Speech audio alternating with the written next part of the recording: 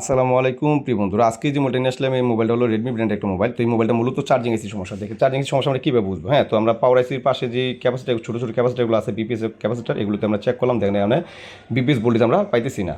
যদি BPS voltage না পাই, যদি প্রাইমারি এবং প্রাইমারি লাইনে কোনো শর্ট না থাকে বা সেকেন্ডারি লাইনে কোনো শর্ট না থাকে, হ্যাঁ, এবং মানে পাওয়ার সেকশন এবং চার্জিং সেকশনটা ভালোভাবে মাইপা দেখবেন যে কোথাও কোনো শর্ট আছে কিনা। ধরুন পাওয়ার চার্জিং যে পিএমআইডি আছে বা আরও অন্য কোনো অপশনগুলো যেগুলো আছে, তো এগুলো সবগুলো চেক করবেন যে পাওয়ার চার্জিং এসির পাশে আশেপাশে কোথাও কোনো শর্ট আছে কিনা দেখবেন। যদি শর্ট থাকে তাহলে এই ক্ষেত্রে কিন্তু আপনার বিপিএস ভোল্টেজ উৎপাদন হবে না।